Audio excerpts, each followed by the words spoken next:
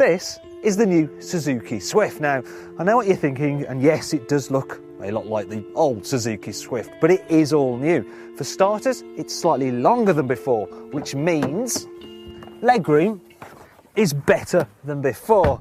I mean, if you look, it's not bad really, is it, for a Super Mini? And by keeping the boxy design, headroom, it's as good as ever. What's also good about the Swift is the sheer level of equipment you get as standard across the entire range. For instance, all cars get 7 airbags, electronic anti-skid control, there's USB interface so you can listen to music directly off a flash drive. Also, you get height adjustment and reach adjustment of the steering wheel, and you can also alter the height of the driver's seat, which means that it's dead easy to find an ideal driving position. The Suzuki Swift is pretty good to drive in town. I mean, the gear shift, the steering, and the major controls, they're all nice and light. And because it's got a boxy shape, you instinctively know where the corners of the car are, which makes it very easy to slot through gaps in traffic.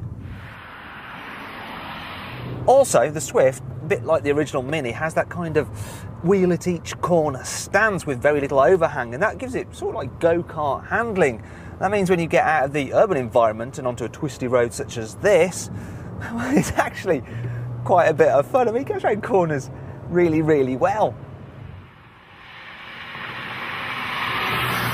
However, there is a trade-off for that nimble handling, and that brings me on to the Swift's downsides, because the suspension can feel a little bit firm, and it means that ultimately it's not quite as comfy as, say, a Hyundai i20.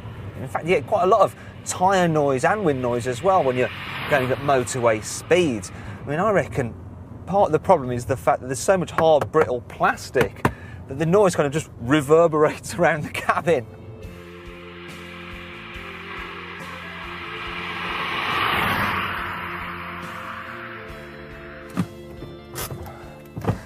And finally, if you follow me to the back, I'll show you another negative, because the boot is quite small, even by Super Mini standards. It's certainly not as large as that on a Renault Clio.